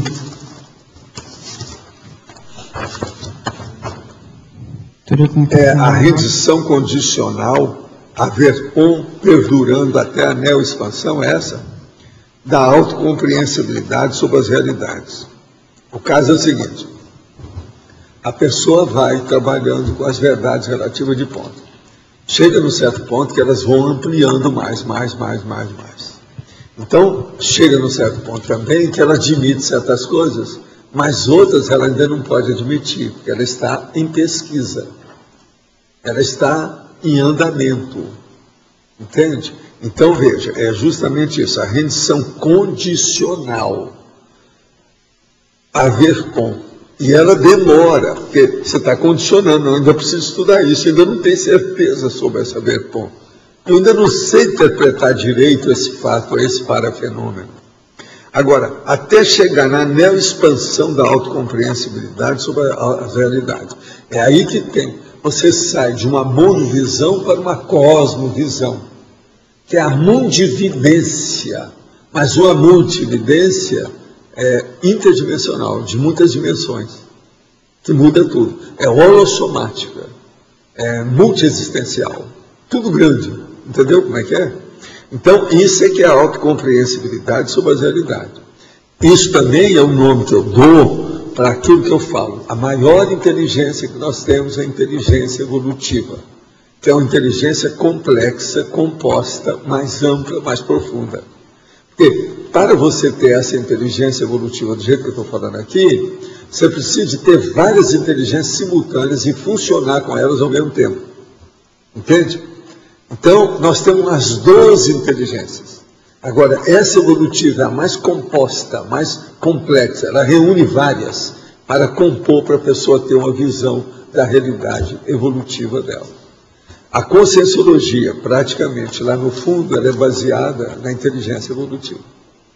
Então, por exemplo, se você pegar e dar evoluciologia como sinônimo de conscienciologia, é a mesma coisa. Se você colocar paradireitologia como sinônimo da conscienciologia, também pode ser a mesma coisa. Entendeu a situação, então? Então, aqui, voltando aí, ó, a redição condicional a VERPOM.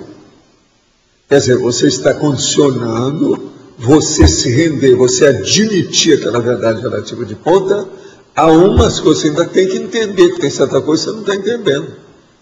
Então, veja bem, o princípio da descrença ainda não permite a você aceitar aquilo, acolher o processo daquela verdade inteira. Entende? No caso aí, por exemplo... Você que é da INVEX, você está nessa fase aí. O que predomina mais em você é a rendição condicional. Você só vai ter uma rendição incondicional a hora que você amadurecer mais. No caso aí, o serenão, ainda não tive uma vivência com o serenão. Então não, coisa o serenão condicional, tem, mas ele deve ter também as condicionantes dele, e as condicionais dele. Tem certas coisas que ele também não entende da consciência dele. Senão já seria consciente dele. Sabe? Então, por exemplo, comigo, eu preciso saber muita coisa, como é a semiconsciência, como é que é o telegrama, como é que é o evolução, e como é que é o serenão. Aí eu vou começar a pensar o que é a consciência dele, depois de estudar esses quatro. Esses quatro eu estou condicionado. Eu não sei explicar tudo direitinho. Você entendeu? Agora, você, eu não sei o que você tem. Talvez você tenha, você ainda está em dúvida sobre TENEPS. Né? Tá? Ou já começou a fazer a TENEPS? Então, é TENEPS. Então, por aí, você já viu o resto. Tem uma série de condições nisso. O TENEPS vem, veja bem, processo da PROEX, processo da OFIEX, problema do complexo, e uma série de condições disso aí. Como você está jovem, é lógico, isso tem que acontecer, é natural no seu caso. Mas no caso aí da TENEPS, eu não quer dizer que eu não acredito na TENEPS, né? É uma coisa... Mas você ainda não arregaçou as mangas para enfrentar o processo, tá? Precisa de ter. Há obstáculos. Portanto, dentro de você, há controvérsias. Tem coisa que não está bem esclarecida. Se uma pessoa tem tudo esclarecido sobre a TENEPS, ela já está praticando. Se ela não pratica, é porque tem empeços, tem obstáculos. Está na cara. O que você acha? Tem lógica? Tem, no caso é então não é o primeiro e único. É isso? Vou fazer força. Ao trabalho. É por aí. Val, sim. Aqui, pode falar. Antagonismologia na terceira linha. O último. O antagonismo, afetividade esclarecedora, afetividade demagógica. Eu queria entender melhor, você pode me dar exemplo como que funciona assim, cada uma das duas? A afetividade esclarecedora é aquela, por exemplo, do pai que chama o filho e mostra para ele com calma, com a maior paciência, onde é que está o erro dele, ou que aquela solução não é a melhor, e mostra para ele com calma. Agora, a afetividade demagógica é aquela da pessoa que, por exemplo, vamos supor, em vez de seu pai, uma mãe, por exemplo, que não quer que o filho, que já está com 32 anos, saia de casa, porque ela é totalmente super protetora e o filho é um canguru, né, filho de canguru, e ela quer permanecer em casa. Então, ela tem uma afetividade demagógica devido à superproteção. Você entendeu o que quer dizer? Eu acho que aí clareia bem a situação. E outra coisa, esses fatos ocorrem, viu? Às vezes nas melhores famílias. Então a gente tem que abrir o olho, saber como é que funciona. Quem é mais que está aí agora com o microfone? Tem mais gente? Ô João, eu não vi você falando nada hoje. Você chegou agora há pouco? Não, né? Você já está aí há muito tempo. O que houve? Ô Daiane, o que há com ele? Eu tenho uma coisa aqui para perguntar a respeito eu sei que teve um verbete já do Central Estafística da Verdade, que é o último item aqui na pensenologia. Pensenologia? Pensenologia, na página 22. A reformulação autopensênica pós acesso à SEV. O caso todo é o seguinte: se a pessoa tem uma verdade que vem da Central Estafística da Verdade, é lógico que ela vai ter que colocar aquilo em funcionamento. Primeira coisa, ela vai ter que mudar algum pensene dela, se é uma coisa nova, se é um anel Verpon, por exemplo. Agora, depois que ela mudou o pensene, se ver o que ela vai fazer com isso na vida diária dela. Ela vai aplicar o quê? O que ela vai fazer com essa situação? Isso é que nós estamos chamando a atenção aqui. Então, a rendição da Verpon, se essa Verpon vem diretamente, por linha direta, o telefone vermelho da Central Extrafísica da Verdade, isso fica mais sério ainda. Agora, no verbete da Central Extrafísica da Verdade, o senhor escreve que são verdades básicas do cosmos. Sim. Deve ter falado no dia, mas poderia falar... Verdades básicas do cosmos. É o processo de você ter a inteligência evolutiva para saber como é que o cosmos funciona. Quer dizer, você com as energias do cosmos. Como é o fluxo das suas energias perante o fluxo das realidades do cosmos? Como é que você age na hora que você pega a energia imanente e ela se transforma em energia consciencial? O que você faz com isso? O que ocorre com isso? Isso tudo é o processo do nível evolutivo da pessoa e o encaminhamento que ela está dando ao seu desenvolvimento evolutivo. E a gente pode dizer que as verdades da Central Extrafísica da Verdade são verdades relativas também. Tudo é relativo, entende? Por quê? Até para o serenão, ele não tem nada de nenhuma verdade absoluta, porque ele vai desenvolver mais. A hora que ele se torna consciente livre, começa um novo curso, que eu já não sabe para onde isso vai.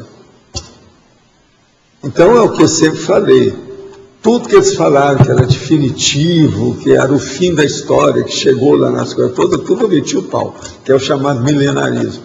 Agora, a última que eles descobriram é que eles acham que o universo é 200% maior do que aquilo que eles pensaram. Você viu agora as últimas suposições dos astrônomos? O negócio é maior, porque os cálculos deles estavam errados para ver. Agora veja, eles só vão aumentar os sextilhões de astros que tem, isso aí não vai resolver muito, né? Então, mais ou menos. Mas descobriram isso agora, as revistas dessa semana estavam falando isso aí, sobre os processos de astronomia. Alguém leu sobre isso? Está lá, falando.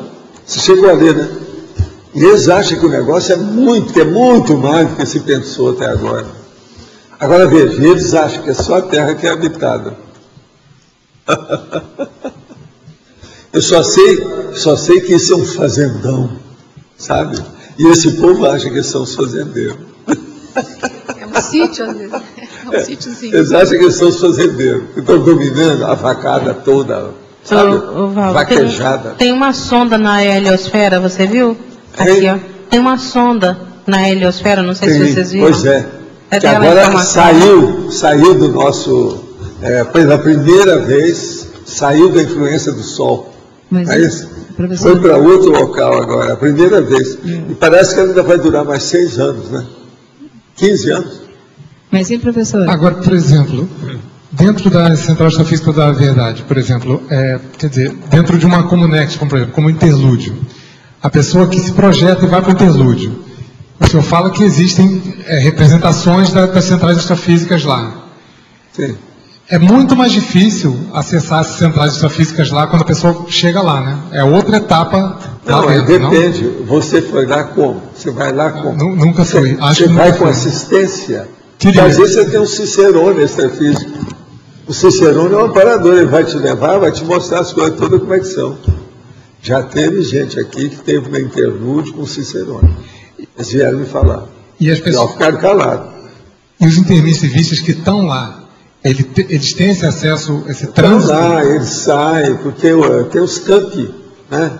Lá é um campus, mas tem outros, tudo quanto é lá, que estão estudando o curso intermissivo. Lá hoje é um campus do curso intermissivo muito sério, e que tem relação conosco aqui.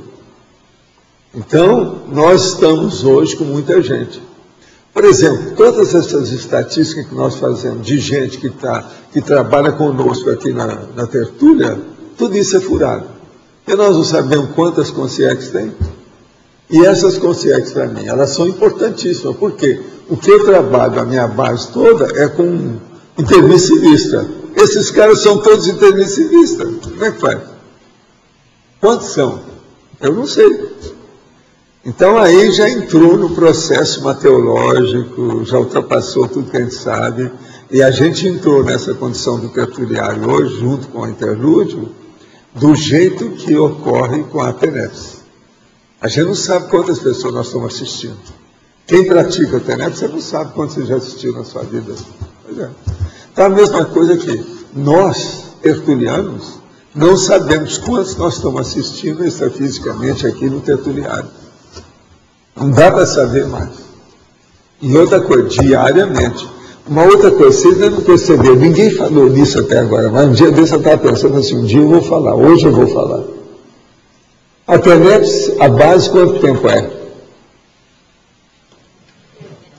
50 minutos. E a tertúlia? Você já pensou que são 2 vezes a TENEPS? Ninguém nunca falou nada disso aqui.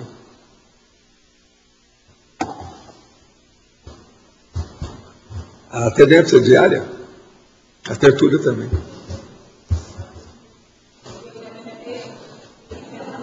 Olha o tertuliário dando banana para a TENEPS, nossa, todo mundo. Você entendeu, né? Agora, na UFIEC já muda de figura, aí eu não posso falar mais nada. A TENEPS engole o tertuliário. Agora o tertuliário engole a TENEPS. É terrível, né? A gente começar a raciocinar de uma maneira mais avançadinha, não é isso? Agora, eu digo para vocês, tem lógica? Ô Socorro, tem lógica? Você está de acordo? É? Como é que é, Nonato?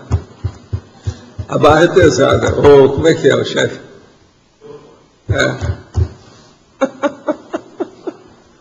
Mas é interessante, né, a gente pensar nisso. Então, vocês pensem bem. Uma pessoa pratica TENEPS e ela frequenta o tertuliário. O que acontece? Ela já começa a ter 3 horas de trabalho dentro do processo. Porque eu digo para vocês, você acha que é possível uma pessoa, você que é nossa veterana aí de TENEPS, você acha que é possível uma pessoa praticar TENEPS sem ter conotação com o tertuliário, se ela frequenta o tertuliário? Pois é. Mas o processo do tertuliário é terrível. São as 2 horas. E outra coisa, se a gente pede para levantar a mão, levanta a mão quem é que pratica TENEPS. Olha só, é a maioria. Terrível a gente pensar. Hernandes, o que você acha dessa? Como argumento, é uma coisa toda para nós pensar muito seriamente aqui. Agora, por aí vocês vão ver que tem sua razão a hora que eu exalto as benesses da Cognópolis. Você está entendendo, Cris? Multiplicou. São só 200%. Não, são só 200% com 20 minutos, né? Que a gente dá o desconto porque a gente termina mais cedo, tem mostra, informação, a gente desconta. 50 minutos, então 1h40. Como aqui são 2 horas, tem 20 minutos de quebra. Então, pensa bem, como é que é isso? Uma outra coisa, a nossa assistência ela é variável, todo dia é diferente da outra, porque o verbete muda. Você entendeu a lógica da história?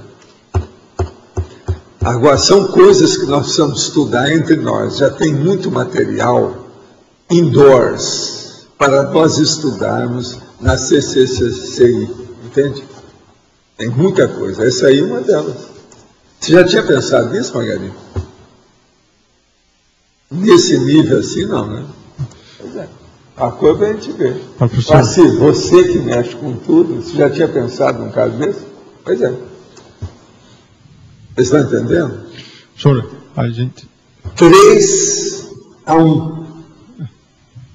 Quem frequenta, quem é tenepsista e frequenta, fica com 3-1. Não pode dizer que esse nível de produtividade, porque eu encaro isso como um nível de produtividade, a pessoa está fazendo assistência. A gente nunca teve nas nossas vidas, professor, Não, com a lógica que nós temos, dentro do delineamento técnico que nós aplicamos, eu penso que para a maioria aqui é a primeira vez. Nós somos muito técnicos, né? Dentro do processo da paraperceptibilidade, cosmoética, prioridade, problema do autodiscernimento, princípio da descrença. Isso aí é muito para o nosso passado. Você está entendendo? Tem que falar menos. Isso aí já é demais. Até porque... Como é que você fala? A tecnologia hoje está a nosso favor, né? Tudo a favor. E agora a tendência é o futuro imediato ser ainda superior a tudo isso. Agora você veja como é importante a gente fazer as elucubrações. Você refletir sobre aquilo que você está fazendo. Eu chamo atenção para esse princípio que às vezes vocês não percebem. Agora eu sei, por causa do meu processo, muitos anos trabalhando com isso, entende? Tudo isso vem. Agora, professor, a tendência das pessoas associam com a monovisão intrafísica é pensar que a pessoa não produz, né? Sendo que, na verdade, é extremamente o contrário. É tudo ao contrário. Não, só a sua presença aqui, você já está dando energia de algum modo. E eu não estou falando que seja só na quinta-feira, não. É todo dia. Amanhã é quinta-feira, amanhã é dia da mega euforização. É outra coisa. Agora, vocês vejam que nós temos dias aqui especializados. Tem dia, por exemplo, que eu dou curso, às vezes 1, 2, 3 vezes no ano. E às vezes é o dia inteiro. A tertúlia muda. Tem a tertúlia de quinta-feira, que nós estamos há quanto tempo já trabalhando com a mega euforização. Tem a tertúlia de domingo, tem a tertúlia dos cursos de fim de semana, que influi com o povo todo que vem. Você veja que nós estamos dentro de uma tarefa aí, ó, coordenada, séria, sem parar. De modo que vamos em frente, né? E agora tem os verbetógrafos também, né, professor? Também. Pois é, mas esses estão começando, estão um pouco assim, vagarosos, medrosos, lentos, slow motions, mas estão começando, já tem 17, com 20. Não vai dar, por exemplo, nós agora, depois de amanhã, nós já vamos ter mais 20, vão ser 20 meus, porque não ficaram prontos. Na próxima vamos ver, né? Vamos ver se vai dar. Vamos ver o que é que vai dar. Tem nada, não. Ainda faltam 12 aqui, ó, daqueles que eram 40. Nós já falamos com 30 até agora. Agora, os nossos comerciais, então, por favor.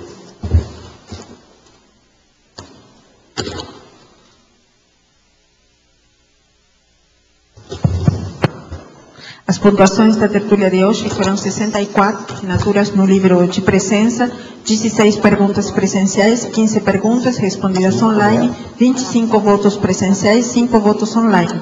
Hoje temos 5 recados. A mim, segundo o Congresso Internacional de Verponologia, Vivian Congraçamento, Cristina Aracaki, sexto Fórum da TENEPS e acoplamentário extra TENEPS, Juliana, prática da tridotação na Invexis.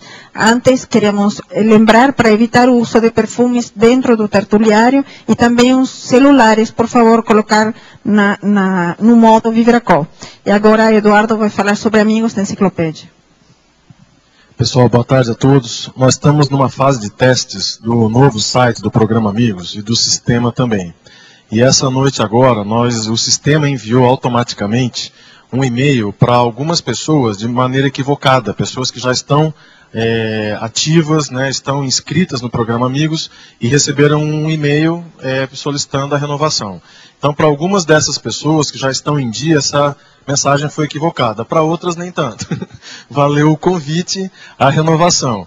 Então, se você é amigo da Enciclopédia e recebeu uma mensagem aí solicitando que faça a renovação, pode desconsiderar, foi um equívoco, foi um erro, mas nós estamos aí justamente analisando esse sistema, em breve ele já vai estar na ativa e vai estar entrando no ar. E o nosso recado aqui também é em relação ao dia 26, agora de dezembro, no domingo, nós vamos sortear esse Kindle, que é um Kindle especial, né, um Kindle com várias obras de Conscienciologia, e a gente gostaria de convidar no dia 26 para que todos os amigos da enciclopédia que estiverem em Foz do Iguaçu, que estiverem aí pela cidade, para comparecer aqui na tertúlia, assistir a tertúlia e participar do sorteio do Kindle no final da tertúlia. Muito obrigado. Boa tarde.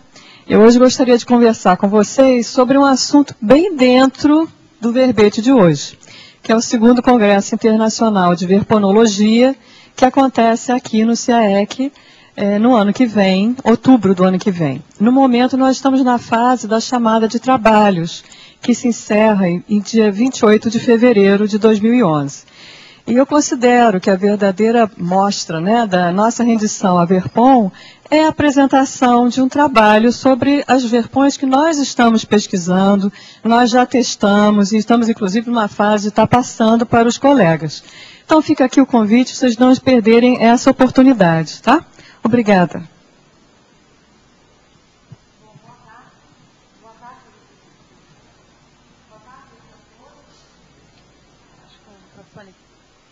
Boa tarde aí para todos. A gente está apresentando a programação do congressamento detalhada, então, para quem já recebeu por e-mail, essa programação já está disponível. A gente também está com os panfletos e eu queria solicitar que a comunidade nossa pudesse ajudar a divulgar na comunidade aqui do entorno. Então, esse evento é um evento aberto para a comunidade. Então, eu queria distribuir os panfletos para que vocês pudessem acessar as empresas no entorno, as chácaras, aos amigos, para poder a gente divulgar o congressamento. Esse evento tem uma série de atividades. Na sexta-feira, a gente vai ter o lançamento do projeto da Ágora, tá? A gente vai ter coquetel gratuito, o Emerson Ferri, que já esteve aqui fazendo, o Everton Ferri, que já esteve fazendo aqui a nossa divulgação da atividade de mímica que vai ter na sexta-feira. Vamos ter show musical aqui do Cognopolita apresentando seu trabalho. No sábado a gente vai ter o painel das 6, durante o dia inteiro. Vamos ter a feira das 7h30 da manhã até às 19 horas. À noite a gente tem o show da orquestra de violões, temos Magno, então tem uma série de eventos, inclusive a Biocan também no sábado pela manhã, o Energossomática, lá, a dinâmica do Energo também no domingo. Então a gente tem uma série de eventos, a gente quer contar com a comunidade, quer que vocês possam estar ajudando a gente a fazer essa divulgação. Então eu vou distribuir aqui os panfletos para quem puder fazer essa divulgação. Tá? Estamos precisando também de apoio para a organização do evento. Esse evento é um evento que está ganhando uma dimensão muito grande, a gente precisa do apoio da comunidade. Obrigada. Boa tarde a todos. Eu gostaria de reforçar o convite para a participação no 6º Fórum da TENEPS e 3º Encontro Internacional de Tenepsistas, que ocorre aqui em Foz do Iguaçu, no Discernimento, dos dias 20 a 22 de dezembro. Lembrando que hoje é o último dia para as pessoas se inscreverem com um preço com valor ainda especial. Tá? Então, não percam essa oportunidade. O fórum conta com diversas conferências acerca de experiências de tenepsistas sobre a TENEPS. Então, é válido para todos aqueles que querem se aprofundar na questão da interassistencialidade avançada. Maiores informações, então, na recepção do CAEC. E um outro convite que eu gostaria de fazer para vocês é para vocês participarem de um acoplamentário extra, também com o tema TENEPS, que ocorre nos dias 27 a 29 de dezembro. Tá? A renda desse acoplamentário, 50% do rendimento desse acoplamentário vai ser destinado para a construção do primeiro laboratório de paradireitologia. Esse laboratório vai ser construído aqui no CAEC. Então, fica o convite, aqueles que participarem, além de estarem contribuindo, né, para a construção desse laboratório de paradireitologia, vão ter a oportunidade de terem aí experiências, o aprofundamento na questão da TENEPS, junto com o parapsiquismo avançado, que é um dos temas do acoplamentário. Obrigada. Oi, boa tarde. Eu queria divulgar o curso Prática da Tridotação na INVEX, que é o curso da Sinvex, que ele visa desenvolver a tridotação consciencial, que é a intelectualidade, o parapsiquismo e a comunicabilidade. O curso vai ocorrer no Rio de Janeiro, na Universidade da cidade, né? A Universidade, e com os professores Silvia Muradares e Alexandre Zaslavski, e o Epicom Félix Wong, que vai estar realizando as práticas parapsíquicas. E Esse curso vai ser do dia 20 a 23 de janeiro de 2011. Quem tiver interesse, né, pode entrar em contato pelo número 2102-1406 ou pelo e-mail cursos@asinvexis.org, ou pode procurar mais informações no site www.asinvexis.org. Tá? Obrigada.